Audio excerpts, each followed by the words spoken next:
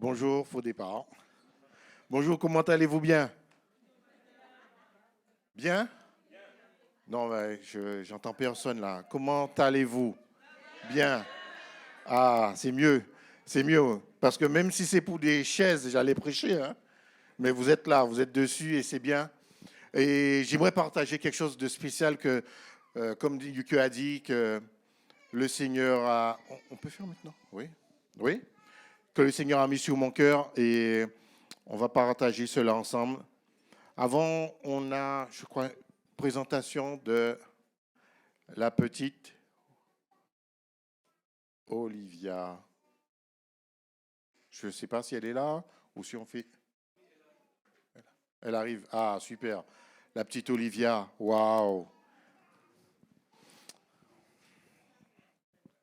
Merci Seigneur. La petite Olivia. Et sa maman. Amen. Wow. Est-ce qu'on peut se mettre debout quelques instants? Bonjour. Elle est tellement mignonne. On va la bénir, on va prier. La Bible dit que on ne baptise pas les enfants. Pourquoi? Parce qu'ils n'ont pas conscience de leur engagement avec Dieu. Mais on les présente au Seigneur. Vous savez que Jésus a été présenté à 8 jours au Seigneur. Et ce matin, on va étendre nos mains parce que nous sommes sa famille. Et qui est sa famille ici? Nous sommes sa famille. Et ce n'est pas de nom, hein?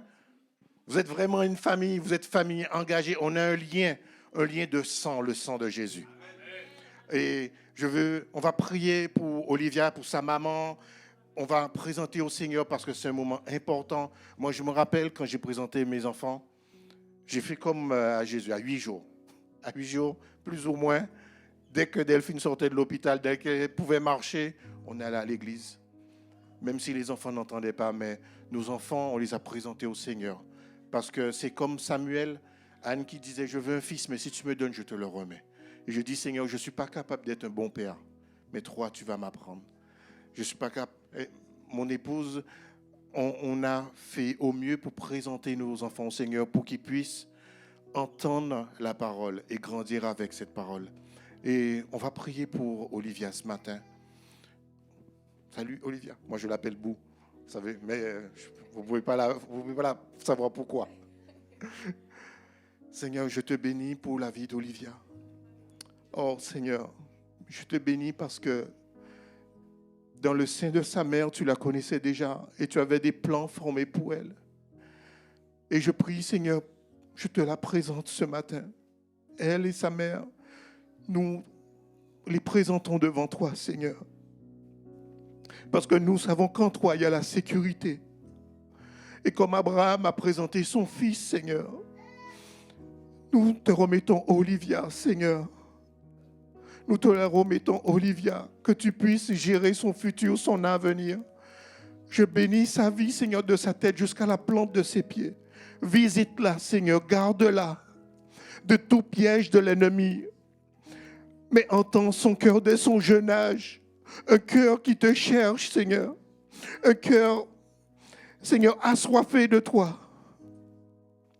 Je te bénis, Seigneur. Vous savez, quelquefois on est surpris par les enfants, mais dans mon cœur, j'ai vraiment ça. Olivia elle cherchera la parole très tôt dans sa vie. Elle cherchera la parole, pourquoi? Parce que c'est l'exemple qu'elle aura vu. C'est l'exemple qu'elle aura vu, elle aura ça à cœur. Elle va se nourrir de cette parole. C'est quelque chose que j'ai eu dans mon cœur. Je ne sais pas à quoi Dieu appelle. Mais dès son jeune âge, elle va se nourrir de cette parole. Et elle va se séparer du monde, de toutes les tentations du monde. Et rechercher la présence de Dieu. Seigneur, nous la bénissons en ton nom. De sa tête jusqu'à la plante de ses pieds, nous réclamons le sang de Jésus comme une marque indélébile sur sa vie, qui la garde, qui la protège, Seigneur, au nom de Jésus-Christ de Nazareth. Remplis-la encore de la connaissance de Jésus. Ouvre son intelligence, ouvre son cœur, qu'elle accepte cette parole et qu'elle porte beaucoup de fruits, Seigneur, de tout ce qu'elle entreprend, Seigneur. Oh, je bénis sa vie, Seigneur, ses entrailles et les plans que l'ennemi avait fomentés contre elle sont annulés, brisés. nul et non avenu, au nom de Jésus-Christ de Nazareth. Merci parce que tu mets une famille autour d'elle, Seigneur, qui va la garder, qui va prier pour elle, qui va intercéder, que toute maladie, malédiction sans cause tombe au nom de Jésus-Christ de Nazareth.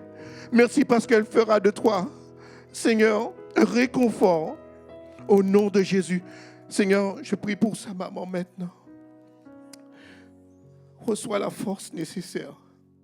Reçois la grâce pour être mère, pour avoir ce cœur de compassion, pour avoir son cœur de sagesse. Recherche la sagesse de Dieu et pas celle des hommes, pas l'intelligence de l'homme, mais une sagesse qui vient de Dieu, une parole sûre, un fondement solide dans la parole de Dieu. Seigneur, je bénis sa vie, Seigneur, maintenant. Merci parce que tu l'as rempli maintenant de ta sagesse, de ton intelligence. Seigneur, merci pour ta grâce. Seigneur, quelquefois, nous ne savons pas comment faire. Et nous te demandons de l'aide, Seigneur, pour agir avec sagesse. Pour agir avec amour et compassion. Comme toi, tu es lent à la colère et riche en bonté. Seigneur, remplis-la de ta grâce. Remplis-la de ta compassion, de ta patience. Mais arme-la, Seigneur, de toutes les armes spirituelles en Jésus. Merci de la fortifier. Garde son cœur, Seigneur, précieux à toi. Au nom de Jésus. Amen. Amen. Dieu te bénisse. On va chanter ensemble. Et te garde, qu'il rayonne sur toi. Nous te damos grâce, Seigneur, pour la vie de Nubia. Merci, Seigneur, pour ce leader que tu élèves aujourd'hui, Seigneur. Et aujourd'hui, Seigneur, nous te mettons aussi la vie de Victorien, qui il n'est pas là, Seigneur. Mais nous savons, Seigneur, que pendant qu'Olive arrive à la maison, une chose va arriver pour Victorien, Seigneur. Merci, Seigneur. Nous te mettons cette famille dans tes mains, Seigneur, parce que c'est une famille qui te va servir, Seigneur, dans le nom de Jésus. Amen.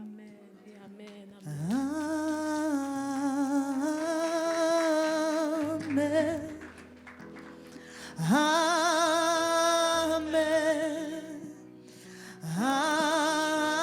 Amen. Nous te bénissons, Olivia. Amen. Amen.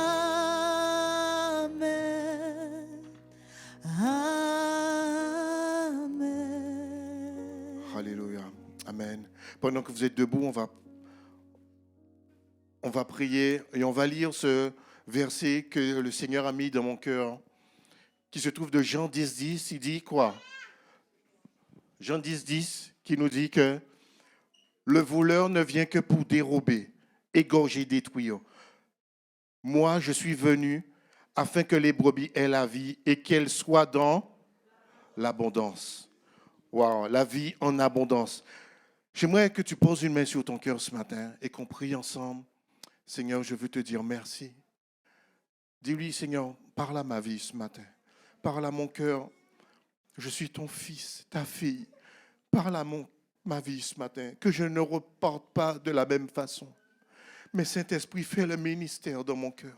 Je veux élever ta parole dans mon cœur et la serrer. Qu'elle apporte la vie à mon cœur, Seigneur, à mon âme, à mon esprit. Que ta parole fasse vie en moi. Au nom de Jésus, nous t'avons prié. Amen. Amen. Je vous invite à vous asseoir. Je crois qu'on va faire comme aujourd'hui. On va arrêter d'abord le temps. On va prier pour que le soleil arrête sa course. Parce que le temps file à une vitesse. Aujourd'hui, j'ai appelé le titre de mon message parce que ça mûrit dans mon cœur depuis des semaines et des semaines et des semaines et des semaines. Génération de... Ah, j'ai rien entendu. Génération de... C'est quelque chose que que j'ai eu à cœur en lisant Ézéchiel 34. Vous savez, je ne sais pas si vous avez un cœur de berger. Est-ce que vous aimez peut-être les animaux? Qui aime les animaux ici? Vous aimez les animaux, vous aimez prendre soin. Et peut-être que vous avez eu autant d'animaux que moi dans votre enfance. Vous avez eu beaucoup d'animaux? Beaucoup, c'est quoi? Beaucoup. Je vais vous citer le nombre d'espèces. C'était l'Arche de Noé chez moi. On a eu un chien, plusieurs. On a eu des cochons d'Inde. Qui a eu des cochons d'Inde? On a eu des canards colverts. Qui a eu des canards? Non plus. Qui a eu des oies? On a eu des pigeons ramiers. Qui a eu? Personne. Des tourterelles turques. Oui. On a eu des paons. Qui a eu des paons? Personne. Des poules pondeuses. Ah oui. Des coqs zenga, c'est une variété. Des négressois, c'est des poules avec des plumes sur leurs pattes. Des faisans. Vous avez déjà eu des faisans? Des tortues. Des cabris. Des cochons. Des hamsters. Des bœufs. Des cailles. Des lapins. Et là, je me suis dit, non, il faut arrêter. J'ai eu tout ça. J'ai eu tous ces animaux-là à la maison. J'ai dit écureuil aussi? Non, on a eu des écureuils aussi. Ouais, j'en oublie. On a tout eu. Je pense que mon frère et moi, on a vraiment un cœur de, pas de berger, mais de Noé. De fermier.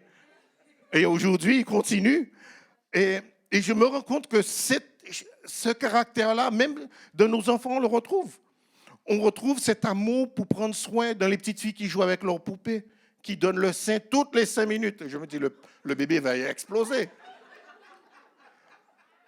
Mais ils ont ce caractère-là en eux. Ou les petits garçons qui veulent être pompiers ou policiers, ils veulent nous protéger. Eux, ils sont petits à 3 ans, mais ils veulent nous protéger, nous. Ils veulent être pompiers. Et je me dis, c'est un caractère que Dieu a mis en nous. C'est le cœur d'un berger, le cœur d'un protecteur, de prendre soin. Et la Bible nous dit que Jésus a dit que moi, je suis venu afin que les brebis aient la vie et qu'elle ait en abondance. Et là, comment en abondance? Vous savez, je vais vous montrer une image d'une brebis d'Australie. Je ne sais pas, elle s'appelle Edgar. Je ne sais pas si la prod... Voilà, enlève le titre. C'est une brebis qui a été égarée pendant 5 ans. Elle a perdu son chemin et après 5 ans, on l'a retrouvée. Elle avait 25 kilos de laine sur elle. 35 kilos de laine sur elle. Elle n'avait reçu aucun soin. Elle était, je pense que 35 kilos de laine en Australie en été, mais l'animal souffrait de chaleur. C'était énorme. Elle n'avait reçu aucun soin. Et c'est pour ça que j'aimerais revenir sur l'importance que nous, en tant que brebis, nous devons recevoir un soin particulier. Nous devons recevoir un soin particulier. Vous savez que les apôtres, avant qu'ils deviennent apôtres, ils étaient quoi? Ils étaient des brebis. Ils étaient brebis avant de devenir apôtres. C'est eux qui ont choisi Jésus en premier. Parce que tout le monde connaît Jésus qui fait les miracles. Mais les apôtres, quand ils ont commencé à suivre Jésus, ils ne connaissaient rien de Jésus. Non? Ils ne connaissaient rien de Jésus. Et avant de devenir apôtres, ils étaient quoi? Simplement des brebis que Jésus devait façonner, que Jésus devait transformer. Et ils ont fait confiance en Jésus. La première chose que j'aimerais voir avec toi ce matin, c'est que tu dois accepter de recevoir ce soin particulier. Tu peux dire, d'accepter de recevoir un soin particulier. Comment tu peux savoir si tu as besoin d'un soin particulier? Vous savez pourquoi on tond l'animal chaque année? Parce qu'en dessous de sa laine, en été, ça se cache des fois des blessures. Des fois, il y a des membres qui sont cassés. Il y a des côtes fêlées parce qu'ils se tapent, ils se chamaillent. Et si on laisse la laine, on ne voit pas ça. on ne peut pas voir les blessures. Si on laisse la laine, on ne peut pas voir les infections. Des fois, des champignons qui sont sous la peau. On ne peut pas voir le moisi qu'il y a dedans. Après 5 ans, la laine moisit, c'est sur elle. Elle souffrait d'hyperthermie, cette brebis. Et si tu ne te laisses pas façonner par Dieu, tu ne peux pas passer à l'étape suivante. C'est ce que le pasteur Dominique nous a partagé, nous, en tant que leader. Si tu ne peux pas accepter l'étape où tu es, tu ne peux pas passer à la suivante. Et c'est ce que les disciples ont compris. S'ils ne se laissent pas façonner, ils ne pourront pas devenir apôtres. Ça, on le sait maintenant qu'ils sont devenus apôtres. Mais à l'époque, on ne le savait pas qu'ils allaient devenir apôtres. Mais qu'est-ce qu'ils devaient faire? Ils devaient accepter le soin. Accepter qu'on les mette à nu. Wow. Accepter qu'on mette à nu complètement, qu'on enlève la fourrure, qu'on enlève cette laine épaisse et qu'on regarde. C'est à ce moment-là que le berger regarde si l'animal a des blessures, s'il a des champignons, qu'est-ce qu'il a besoin comme soin. Mais si tu caches cela, tu ne peux pas aller plus loin. Tu ne peux pas faire ce que Dieu t'appelle à faire. Pourquoi? Parce qu'il y a des blessures qui sont cachées. Comment savoir si on a des blessures? Comment savoir si on a besoin de soins? Parce qu'il y a différents types de soins. Comment savoir? Souvent, je prends l'exemple des enfants. Pourquoi? Parce que moi, je dis souvent dans ma cellule que je devrais écrire un livre sur les adultes qui ont encore le caractère d'un enfant. Parce que bien souvent, ils ont la barbe, mais ils ont l'attitude d'un enfant. Vous avez jamais vu des gens comme ça? Les enfants, vous lui donnez sa compote, il pleure, pourquoi? Parce que vous avez enlevé le papier, c'est lui qui voulait l'enlever. Ça vous est jamais arrivé? Et quelquefois, on a des adultes comme ça dans nos cellules. En tant qu'adulte, on est comme ça. On est frustré parce qu'on n'a pas fait quelque chose. On est frustré. On a un cœur d'enfant. Quelquefois, mes enfants, ils boudent dans leur chambre. Ils sont tout petits, ils vont bouder. Ils sont tristes, ils boudent. Pourquoi? Parce qu'on a coupé le pain et le voulait en entier. Parce que la banane, on l'a coupée en rondelles, on l'a servie dans une belle assiette avec de la crème chantilly. Non, il la voulait entière.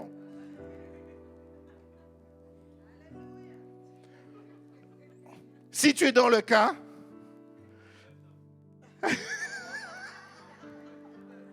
si tu es dans le cas, tu as besoin de soins. Si tu t'isoles et que tu ne veux pas voir, tu veux voir personne, tu te dis non, mais je vis bien ma vie sans toi. Dieu ne nous a pas créés à être tout seul. Dieu ne nous a pas créés. Je disais hier soir, je ne sais plus avec qui, c'est les animaux, ils sont seuls. Même les brebis, ils sont ensemble. Et ils sont sous la couverture du berger. Amen. Si tu es dans cette situation, c'est que ton cœur a besoin de soins. Tu ne peux pas t'isoler. Si tu as envie de t'isoler, tu as envie de seul, tu te dis, je vais réussir tout seul. Tu as besoin de soins. Si tu te plains tout le temps, tu as besoin de soins. C'est parce que tu es frustré. Si tu n'es pas heureux, ou que tu n'as pas la joie dans ton cœur, tu as besoin de soins. Je me faisais la réflexion, il y a 2 ans déjà, hein, ma grand-mère est partie. Et c'était un moment de tristesse. Mais même si j'avais la tristesse dans mon cœur parce que c'était ma dernière grand-mère, mais j'avais quand même la joie, je ne perds pas la joie du Seigneur. Faut pas confondre les émotions. La joie du Seigneur est un caractère qui est dans mon cœur. Ce n'est pas une émotion. Si tu n'as pas cette joie dans ton cœur, tu as besoin de soins ce matin. Tu as besoin d'accès pour aller plus loin. Vous savez, un enfant qui ne grandit pas, le médecin s'inquiète, non? On regarde la courbe de croissance.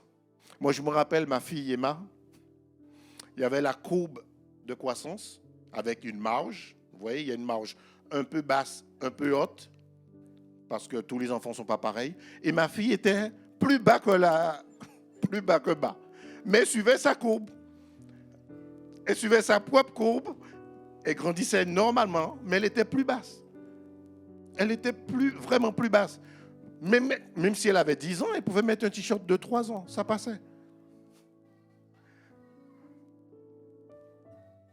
Mais si tu ne grandis pas, c'est que tu as besoin de soins. Parce qu'il y a quelque chose qui t'empêche d'aller plus loin. Et je ne crois pas que cela dépende de Jésus. Ce soin-là doit être intentionnel. Il doit être quoi? Ça doit être ton intention, ça veut dire. Ça doit être ton intention de guérir. Ton intention de te mettre à nu. Rappelle-toi que Jésus a eu 12 disciples. Et ils se sont mis à nu. Ils sont devenus des apôtres. Mais il y a un qui a entendu le même évangile que tous. Il a entendu le même évangile. Mais il n'a pas voulu changer. La Bible nous dit que pendant le dernier repas, le diable rentra dans le cœur de Judas. Ça veut dire qu'avant, il avait la possibilité de changer. Il avait la possibilité. Il avait le choix de faire la volonté de Dieu ou pas. Il avait le choix. Quand Jésus priait, 2 à 2, il les envoyait chasser les démons. Judas était là aussi. Mais il n'a pas changé de cœur. Il avait la possibilité parce que ce n'était pas son intention. Son intention était que Jésus vienne libérer Israël des Romains. C'était ça. Il était indépendantiste. Mais Jésus était venu libérer du péché. Laisse-moi te dire aujourd'hui que ça doit être intentionnel. Si tu ne veux pas aller plus loin, personne ne te forcera. Personne ne te forcera. Mais tu n'as pas le choix. C'est intentionnel. Vous savez, le berger, même si les brebis ne veulent pas, il les tire. Il faut que tu te fasses raser le corps. Même si tu ne veux pas. Est-ce que tu es là ce matin? Tu dois être intentionnel. Ça veut dire que le soin que tu dois apporter à ton cœur, c'est ôter l'orgueil. Si tu te dis, ah, moi, je n'ai pas d'orgueil, ben c'est de l'orgueil.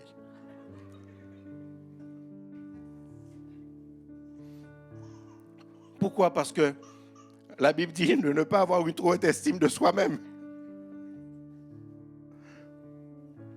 Si tu te dis, je vais y arriver tout seul, je n'ai pas besoin, ce n'est pas la Bible. Ça, c'est un autre évangile. Et la Bible te dit que si même des anges t'amèneraient un autre évangile que l'évangile que tu connais, refuse-le. Ce n'est pas l'évangile.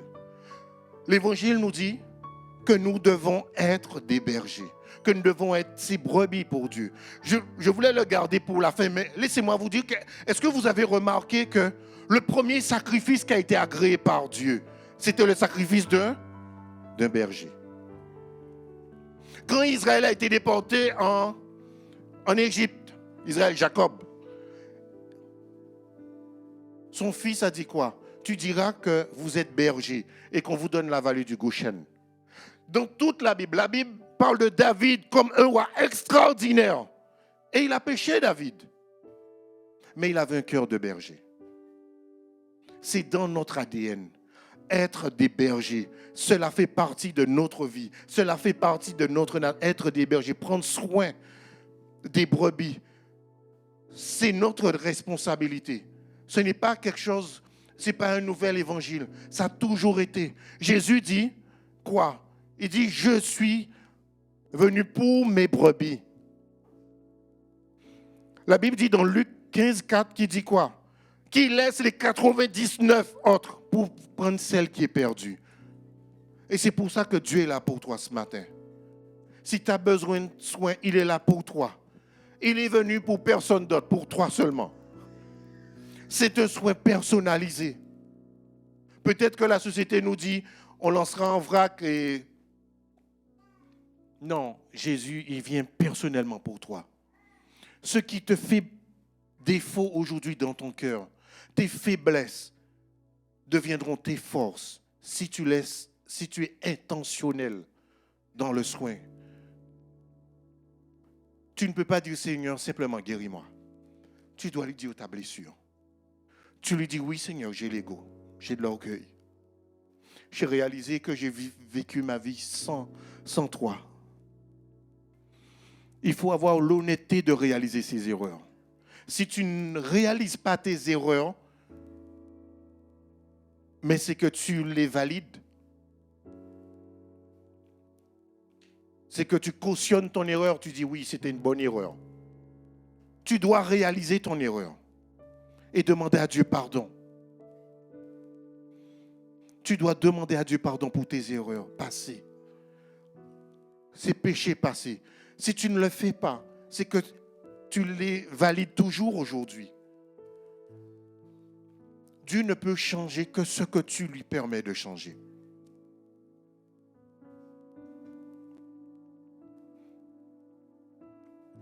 Et être intentionnel, ce n'est pas une négociation.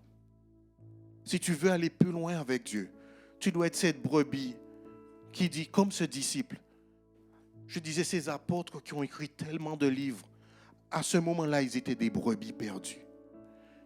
À ce moment-là, c'était simplement des brebis qui avaient besoin de soins, qui avaient besoin d'encouragement, qui avaient besoin de correction, peut-être des fois, qui avaient besoin qu'on les aime. Ils étaient lâches, ils avaient peur, ils disaient n'importe quoi. Mais Jésus les a supportés, mais il les a formés en tant que brebis. Si tu veux réussir dans ta vie, tu dois accepter le fait d'être une brebis. Tu dois accepter le fait d'être une brebis et que tu as besoin de soins. Tu as besoin que Dieu te change.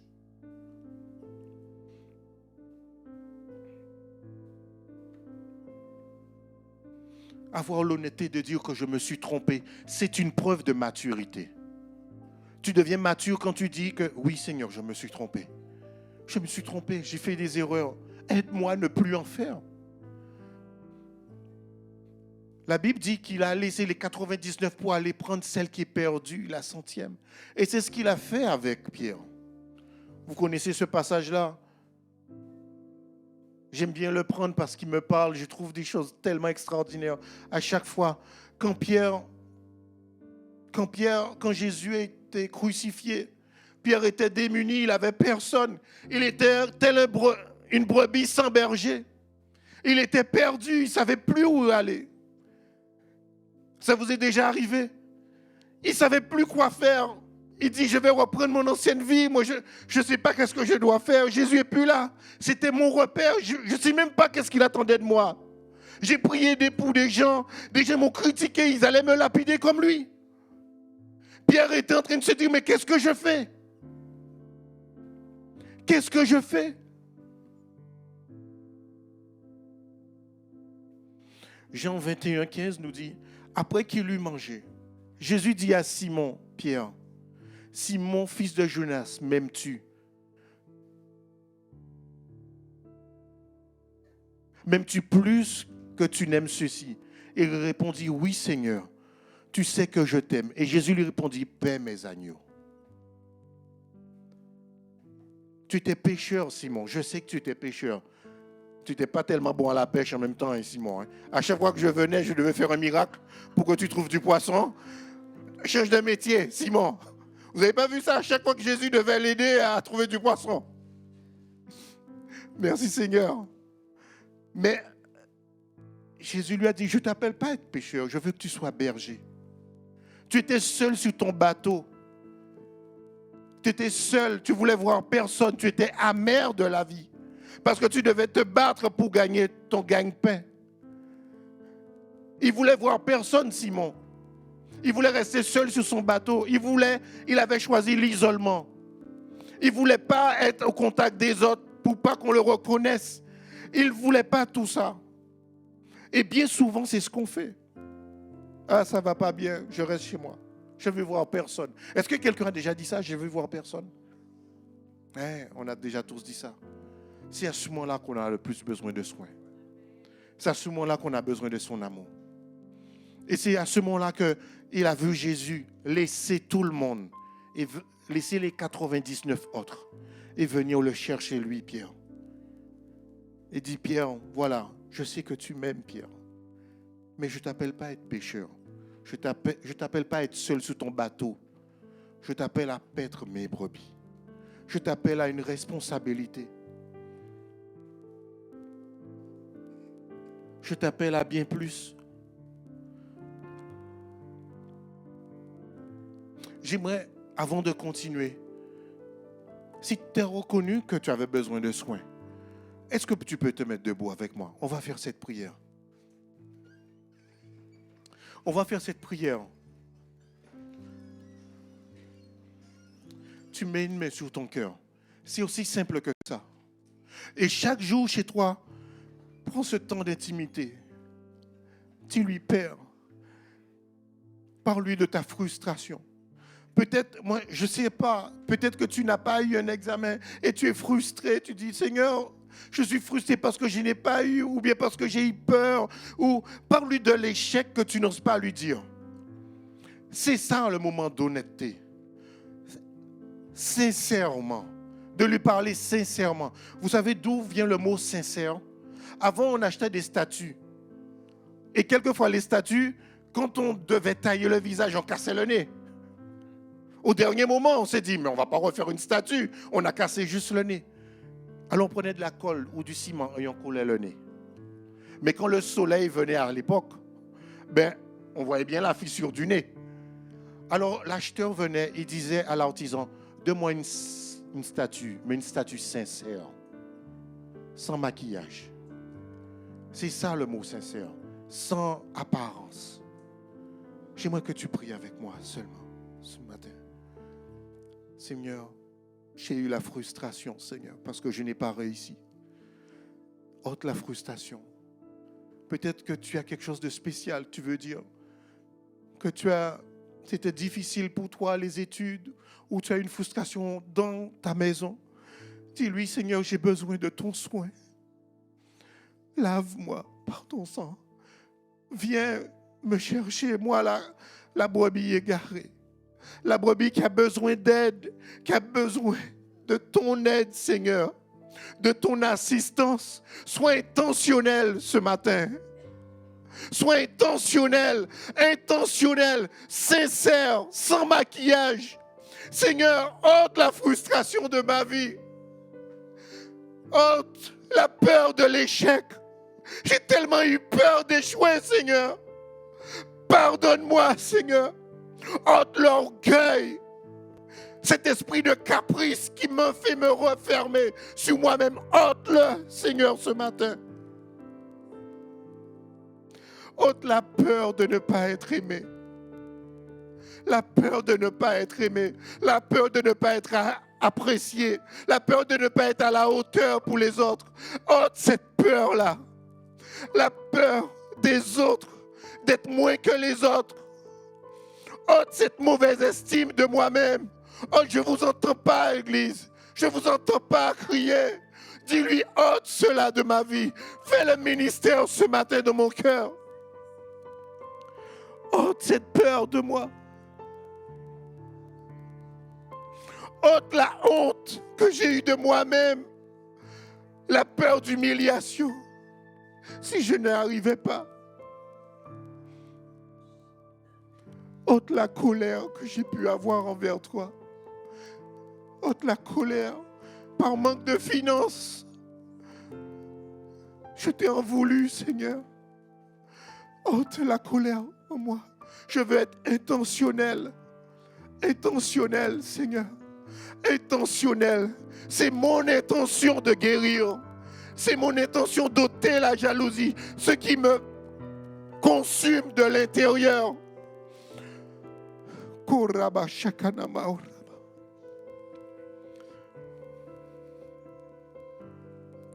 Ôte tout esprit de caprice, tout renfermement.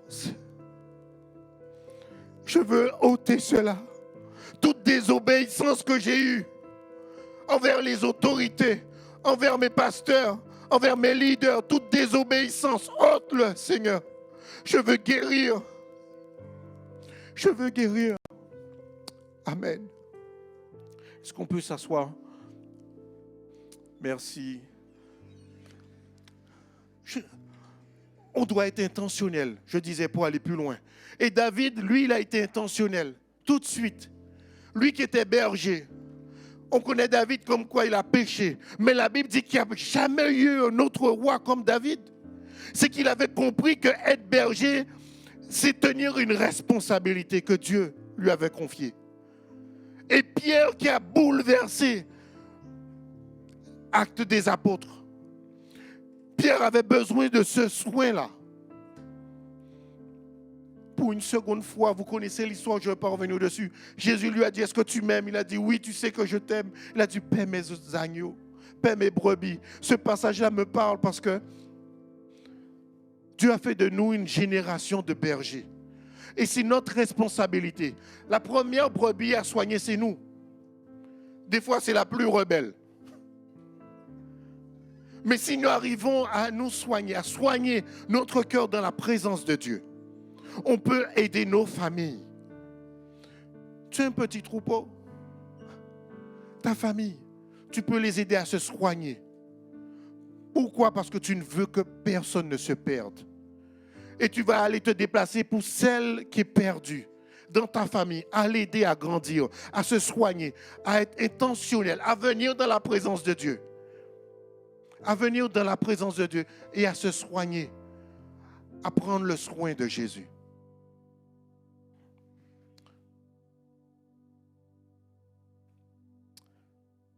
Ça, c'était l'entrée. Est-ce que vous êtes prêts pour le plat de résistance maintenant? Accroche-toi, dis à ton voisin, accroche-toi, hein, parce qu'il va y avoir des turbulences. Ézéchiel 34, quand j'ai lu ce passage, ça m'a bougé, secoué.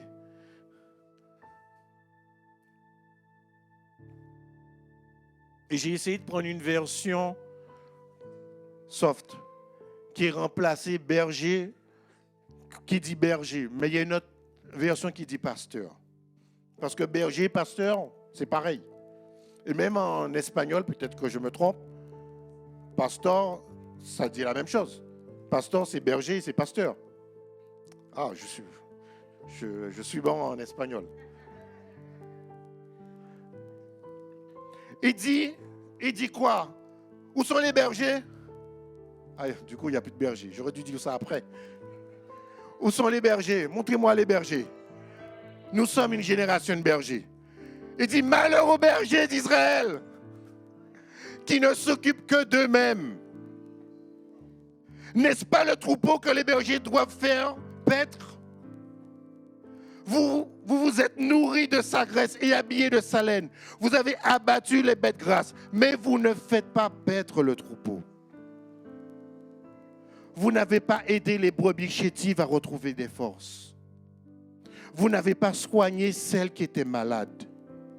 Vous n'avez pas bandé celles qui étaient blessées. Vous n'avez pas ramené celles qui étaient égarées. Vous n'avez pas cherché celles qui étaient perdues. Non, vous leur avez imposé votre autorité par violence et par tyrannie. Waouh! Mes brebis se sont dispersées, faute de berger. Le dernier passage dit quoi? Les brebis se sont dispersées, faute de berger. Dieu nous appelle à être des bergers. C'est ce qu'on a vu. Depuis le début de la Bible jusqu'à la fin, nous sommes ces bergers que Dieu a laissés sur terre. Ces bergers qui nous a formés. Pourquoi? Pour que le troupeau ne soit pas dispersé. On va voir. La première chose qu'il dit, vous ne faites pas paître le troupeau.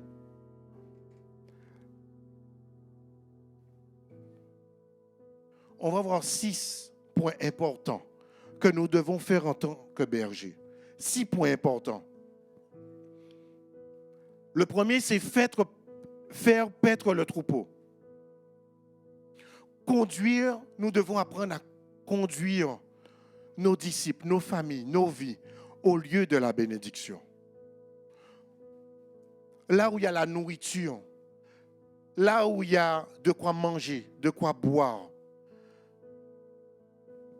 Le psaume 23 nous dit quoi? L'Éternel est mon berger, je ne manquerai de rien. Il me fait reposer. Dans de quoi? Près des eaux, là où il y a à boire et à manger. La première de notre responsabilité, c'est de faire paître le troupeau. On doit amener là où il y a le lieu de la parole, de la bénédiction, pas de la distraction, mais là où il y aura de la parole, où l'homme spirituel pourra être nourri, encouragé, où l'homme spirituel pourra être abreuvé. On doit comprendre que pendant nos temps de cellules, pendant nos temps de partage, pendant nos temps de café, de thé, de discussion, on doit apprendre à être intentionnel dans le fait d'amener au lieu de la bénédiction. Dans ce que nous faisons, dans toutes nos discussions. Moi, j'aime mes discussions avec le pasteur Dominique. Pourquoi? Parce que à la fin, je suis toujours encouragé. Je suis toujours motivé. Même si je suis en retard au travail, je suis en retard de la maison, je pars tard du travail. Mais à la fin, je suis toujours encouragé. Pourquoi? Parce qu'il m'amène toujours au lieu de la bénédiction, de l'encouragement. Et c'est notre responsabilité de toujours amener au lieu de quoi? De la bénédiction. Là où on peut faire paître le troupeau. Première responsabilité, c'est quoi? Faire paître le troupeau. Et c'est ce que nous devons faire avec nos enfants. Peut-être que tu n'as pas encore des cellules, mais toi-même, tu es la première brebis. Tu dois aller au lieu où tu peux te nourrir correctement et boire. Cette nourriture symbolise la parole de Dieu et l'eau symbolise le Saint-Esprit.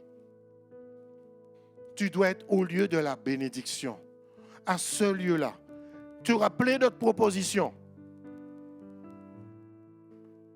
Tu auras je ne veux même pas citer toutes les propositions. Tu auras plein d'autres choix. Mais un moment, c'est là où il faut faire le choix. Est-ce que ce que je vais faire va me nourrir vraiment? Ou c'est quelque chose de complètement inutile? La Bible dit tout est utile, tout est permis, mais tout n'est pas utile. Tout est permis, mais tout n'est pas utile. Amen. Rappelle-toi que Jean 10 dit, le voleur ne vient que pour dérober, égorger et détruire. Derrière les choses inutiles se cache quand même la mission de l'ennemi. Il veut dérober, égorger et détruire. C'est sa mission. Mais toi, ta mission, c'est de faire paître le troupeau. Amen. Pourquoi? Parce que Jésus dit, je suis venu afin que les brebis aient la vie et qu'elles soient dans l'abondance. Amen. Deuxième point. Vous me suivez? Ça secoue, hein? Je sais. Hein? On va vous servir un petit café tout à l'heure. Quand il n'y aura plus de turbulence, les hôtesses vont passer. Vous n'avez pas aidé les brebis chétives à retrouver des forces. C'est ce que la Bible dit. Deuxième point important, toi qui es brebis, tu dois savoir que tu dois te consolider. Tu dois faire quoi? Non, je n'ai pas entendu. Tu dois te... C'est toujours pas... C'est un petit consolidé. Il est faible consolidé. On doit faire quoi à trois? Consolider. Hein, un consolidé solide. Merci. Un consolidé, ça veut dire que tu retrouves des forces. La consolidation, c'est quoi? C'est réitérer le fait, réitérer ton alliance avec Dieu. Ta volonté de suivre Dieu, quel que soit ce qui te coûte. Quel que soit ce que cela te coûte. C'est réaffirmer ta volonté de suivre Dieu. Tu dois être consolidé. Et tu peux être une brebis. Tu te dis, je suis bien comme brebis. Regarde, je suis une brebis assez costaud, non? Mais je dois me consolider. C'est pour cela que ton cœur doit être guéri d'abord. Pour réaliser que tu as besoin du soin. Sinon, si tu n'es pas consolidé, au premier coup de vent, tu deviens comme la brebis qu'on a vue tout à l'heure. Tu te trompes de chemin. Parce que tu n'es pas consolidé. Il faut que tu consolides tes forces. Et nous, en tant que leaders, nous devons apprendre à consolider. Nous voulons être intentionnels. Je fais une parenthèse. Il nous reste 4 points. Oui. On va prier pour le soleil qui s'arrête. Je fais une parenthèse parce que... Non, j'ai pas le temps de faire la parenthèse. On va voir ici. Troisième point, vous n'avez pas soigné celle qui était malade. Ça signifie que nous, en tant que leaders, ou nous, en tant que brebis, on doit apprendre à nous libérer du péché. On doit apprendre à nous libérer. Le péché comme une maladie. Et des fois, elle est silencieuse. Vous savez, ce n'est pas celle... Des fois, on se dit, ah, cette telle personne a besoin d'une libération, de délivrance. Mais il y a tellement de personnes qui vivent avec des maladies dans le secret. Et ce sont des maladies insidieuses qui sont là, qui contaminent leur cœur, qui empêchent d'aller plus loin. Ces brebis-là ont besoin de délivrance. Et le pasteur César, je me rappelle une parole qu'il avait dit, qu'un bon pasteur délivre ses brebis. Et ça m'avait beaucoup interpellé. Pourquoi? Parce qu'on doit être libre du péché. On doit être libre du péché. Le péché, beaucoup de personnes voient ça comme insurmontable. Mais qu'est-ce que le péché devant Dieu? Ne fait-il pas naître une nation en un jour, notre Dieu? Il a vaincu le péché il y a très longtemps. Et le péché est vaincu. Le quatrième point, vous n'avez pas bandé celle qui était blessée. Celle qui était blessée, cela signifie que nous devons apprendre à guérir notre cœur. La première chose, c'est quoi? Aller au lieu de la bénédiction, là où il y a la nourriture solide, dans l'église, dans nos cellules, dans des discussions, même un appel téléphonique. Un appel téléphonique. Deuxième chose, à retrouver nos forces, à nous consolider à travers l'université de la vie, à travers la rencontre, à nous libérer du péché.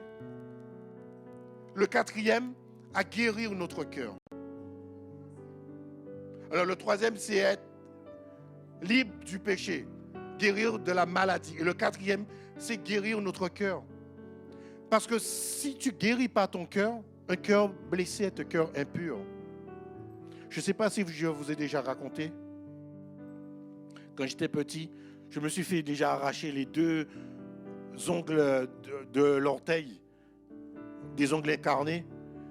Au médecin, il bande, il pique, une anesthésie, et il arrache l'ongle comme ça.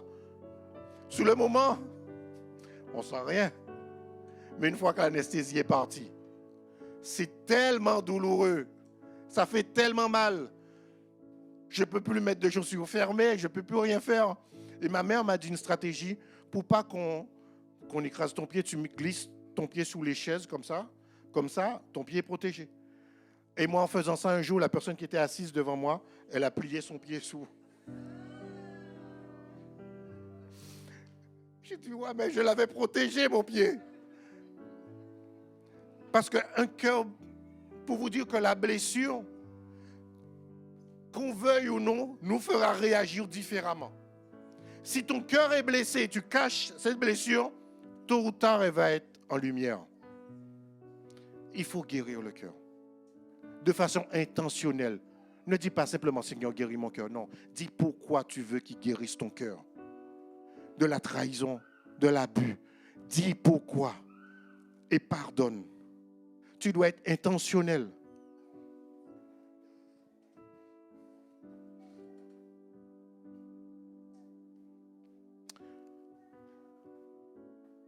Le 5e point, c'est quoi? Vous n'avez pas ramené celle qui s'était égarée. Bien souvent, égarer les brebis s'égarent. Pourquoi? Dans leur raisonnement. Ils vous sortent un raisonnement, alors je ne sais pas comment dit le président Chirac, acadabrantesque. C'est ça? Ça se dit en français. C'est un raisonnement qui est farfelu. Pourquoi? Ça n'a aucun fondement biblique. Et bien souvent, les brebis s'égarent par des raisonnements qui ne sont pas la parole de Dieu. Ils ont un raisonnement, oui, tu sais, je dois faire ci, je dois m'habiller en bleu aujourd'hui, parce que... Non.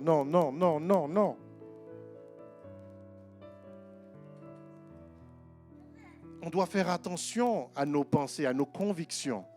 On doit faire attention à l'égarement de nos pensées. On doit faire attention à tout cela. Si la parole n'a pas un fondement biblique, fais attention. Fais attention. Parce que tu peux t'égarer.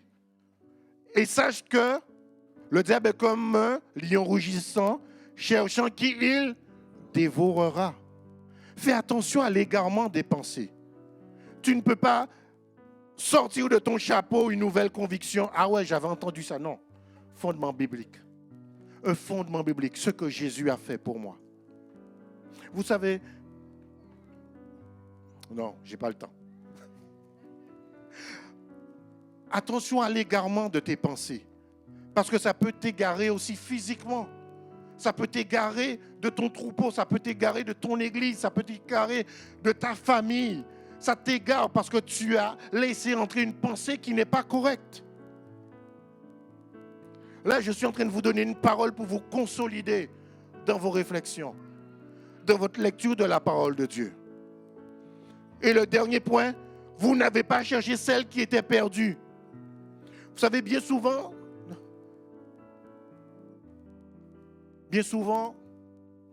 nous, en tant que brebis, on prend des directions qui mènent nulle part. On prend des directions qui viennent, ou bien qui nous mènent dans la gueule du loup. On prend des décisions qui nous perdent. Pourquoi? Parce que on n'écoute pas la voix du berger. La Bible dit que mes bergers entendent ma voix et reconnaissent. Et ceux qui se perdent ne reconnaissent pas la voix de Dieu. Mais ils marchent avec leurs émotions. L'émotion n'est pas la voix de Dieu. Il peut y avoir de l'émotion ou pas, je ne sais pas. Mais l'émotion peut te tromper. L'émotion peut te tromper. Waouh, je ne sais pas si j'aurai le temps de tout finir.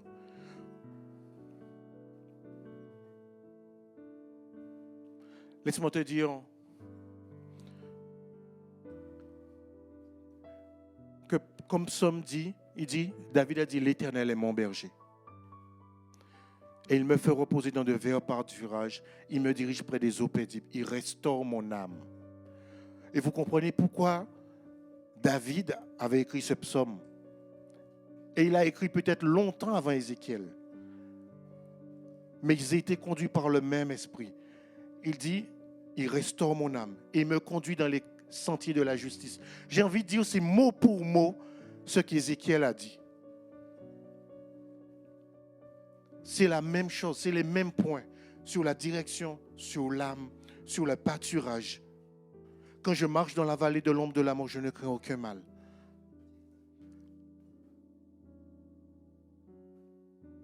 Jésus est devenu cette brebis pour nous. Lui-même, il a fait l'exercice d'être cette brebis et d'offrir sa vie pour nous. En tant que brebis, il a donné son sang pour nous.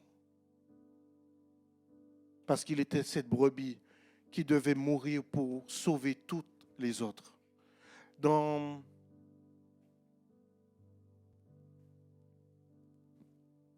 Ésaïe 53, le verset 12 nous dit, à la fin, il dit, parce qu'il a porté les péchés de beaucoup d'hommes et qu'il a intercédé pour les coupables. Ésaïe, le verset 10 dit, il plut à l'Éternel. Il plut à l'Éternel de le briser par la souffrance. Après avoir livré sa vie en sacrifice pour le péché. Jésus a été cette brebis obéissante. Il a été cette brebis pour ouvrir la voie pour nous. Nous, en tant que bergers, ce matin, j'aimerais te dire que tu es un berger. Tu es un berger parce que Dieu te donne cette responsabilité de conduire ta famille jusqu'à lui, de conduire ta cellule, tes disciples, tes collègues, d'être ce berger, parce que c'est en toi. Tu as le cœur de ce berger. Tu as un cœur d'amour, de compassion. Tu as ce cœur-là de protection. D'où vient ce désir pour les petites filles? de prendre soin, d'être maîtresse, d'être institutrice, d'être nourrice, parce qu'elles veulent apporter ce soin. On dit que c'est comme un instinct maternel. Mais d'où vient cet instinct pour les petits garçons de toujours vouloir protéger? Parce que Dieu a fait de nous, dès la fondation du monde, il a fait de nous des bergers. Il a mis dans notre cœur quelque chose de précieux que l'ennemi n'a pas et que l'ennemi voudrait détruire en isolant les brebis, en isolant ceux qui n'ont pas compris. Mais Dieu nous demande de nous les ramener et de prendre soin, comme un berger fait. Comme un berger, tondre, nourrir, prendre soin, donner des médicaments, apporter l'amour nécessaire. Qu'est-ce que Jésus n'a pas fait pour nous? Est-ce qu'il n'est pas venu nous sauver alors que nous étions perdus? Il a laissé les 99 autres pour nous sauver, nous. Est-ce qu'il n'a pas fait pour toi? Est-ce qu'il n'a pas tout laissé? Est-ce qu'il n'a pas laissé le ciel pour venir nous sauver? Est-ce qu'il n'a pas tout abandonné? Tout ce qui était parfait dans le ciel pour venir sauver sa brebis qui était perdue. Et la Bible dit qu'il plut à l'Éternel de le briser par la souffrance.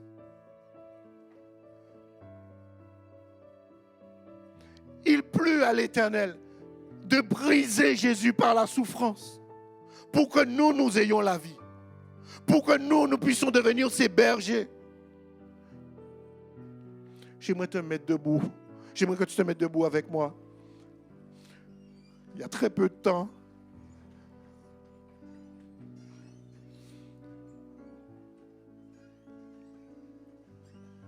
J'aimerais que, avant qu'on prie ensemble, qu'on affiche le psaume 23 et que tu poses une main sur ton cœur. Aujourd'hui, pour ceux qui doutaient, tu es un berger. J'aimerais que tu poses une main sur ton cœur et que tu réalises que l'Éternel est mon berger. Est-ce qu'on peut le lire ensemble? Le psaume 23. Que l'Éternel est mon berger. Tu peux lui dire, l'Éternel est mon berger. Je ne manquerai de rien. Il ne te manquera rien chez toi. Pas la nourriture sur la table. Il ne te manquera rien. Parce qu'il est l'Éternel, ton berger. Il veille à ce que tu ne manques de rien. Il me fait reposer dans de verts pâturages. Est-ce que tu comprends ces paroles ce matin? Il me fait reposer dans de verts pâturages. Confesse-le, dis-le. Seigneur, fais-moi reposer dans tes verts pâturages, dans ta parole. Il me fait reposer dans de verts. Il me dirige près des eaux paisibles. Dirige-moi près des eaux paisibles. Ne me laisse pas m'éloigner. Ne me laisse pas m'éloigner, Seigneur. Mais fais le ministère dans mon cœur. Il restaure mon âme. Dis-lui, Seigneur, restaure mon âme. Restaure mon âme blessée.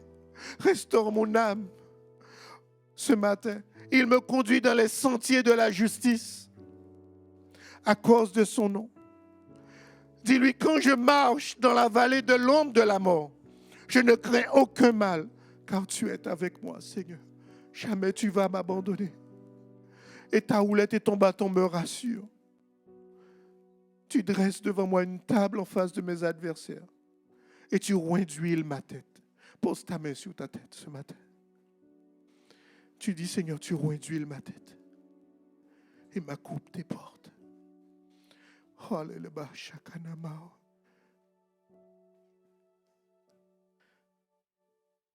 Dis-lui simplement, Seigneur, oins d'huile ma tête. Oins d'huile ma tête. Oins d'huile ma tête. Remplis-moi de toi. Remplis-moi de ta grâce. Remplis-moi de ton huile ce matin. Remplis-moi pour te servir. Oui, je veux te servir. Oui, tu oins d'huile ma tête, Seigneur. Je suis à toi, Seigneur. Utilise-moi comme un berger, Seigneur. Utilise-moi pour ma famille. Utilise ma vie pour te servir, Seigneur. Pour que je ne laisse pas égarer ces brebis, Seigneur. Oint ma vie, oint d'huile ma tête ce matin. Et que ma coupe déborde, Seigneur. Ma coupe déborde. Et je vais connaître ta joie, ton bonheur parfait, Seigneur. Au nom de Jésus. Le bonheur parfait, oui, la grâce. Le bonheur et la grâce m'accompagneront tous les jours de ma vie. Et j'habiterai dans la maison de l'Éternel jusqu'à la fin de mes jours. Est-ce qu'on peut pousser un grand cri vers l'Éternel ce matin? Alléluia! Où sont les bergers? Où sont les bergers? Je ne veux plus voir une main d'hésitation. Où sont les bergers? Levez bien haut, bien haut. Levez comme les bergers. Comme les bergers jouaient, levaient leur bâton.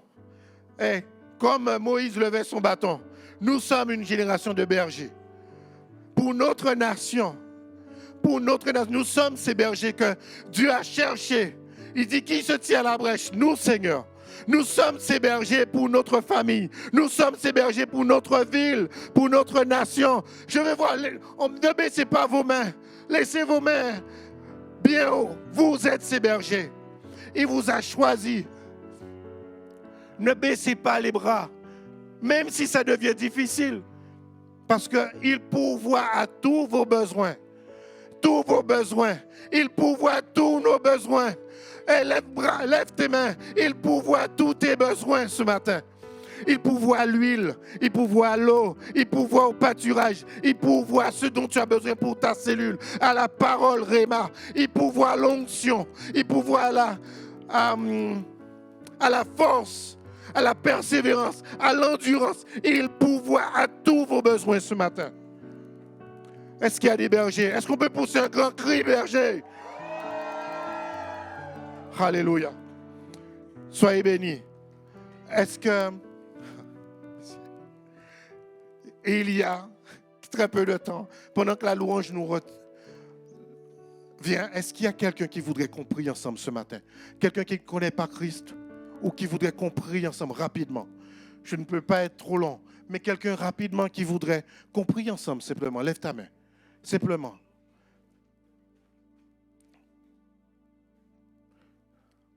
Ah, sois la bienvenue. Tu voulais qu'on prie ensemble? Pendant qu'on prend un chant peut-être?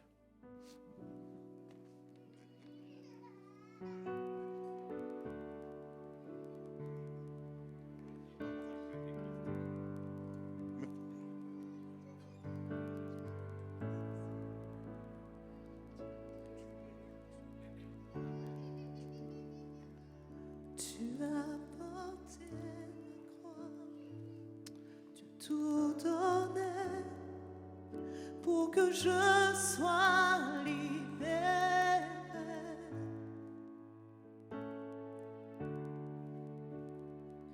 Maintenant ma vie est tienne et à jamais je chanterai ta bonté.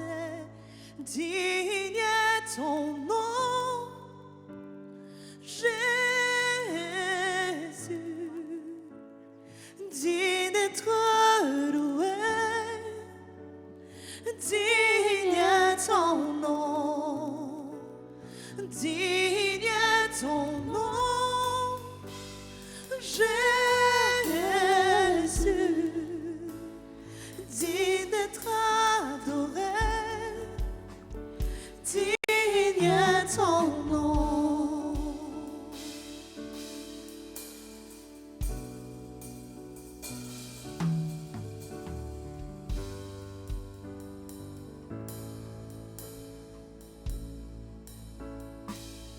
Ma honte fut enlevée, tu m'émerveilles par ton amour indéniable.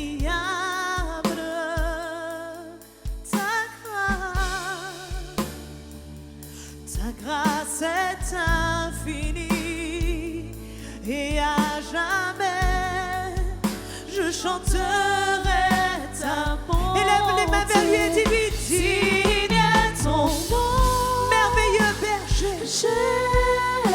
Merci pour la croix. Digne d'être.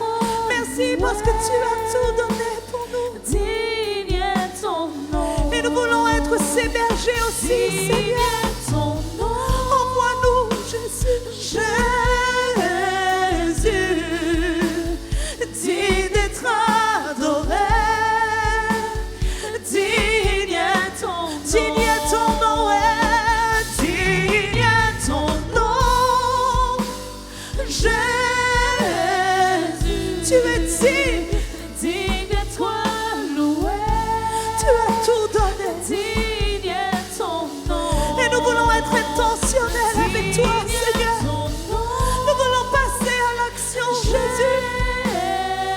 Nous voulons décider de guérir nos blessures. Nous voulons décider de marcher avec toi, Seigneur. Digne est ton nom. Digne est ton nom. Jésus, digne d'être loué. Digne est ton nom.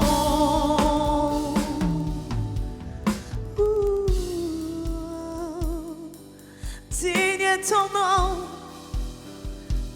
Digne est ton nom, Jésus.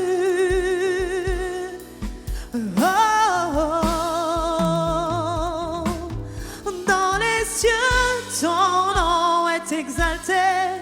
Sur la terre, tu es loué. Ta gloire est manifestée. Seul ton nom est élevé. Dans les cieux, ton nom ce matin soit élevé. Sur la terre, tu es loué.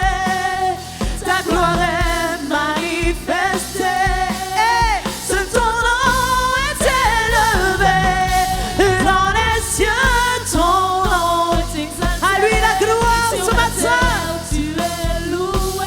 À lui l'honneur est manifesté. Seul ton nom est élevé.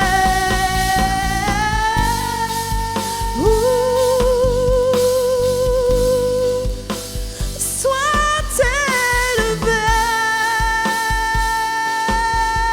Oh, digne est ton nom. Jésus, digne d'être loué. Digne est ton, je le redirai encore. Digne est ton merveilleux berger, précieux pasteur. Digne d'être adoré. Digne est Est-ce que je peux ton entendre le peuple de Dieu dire digne?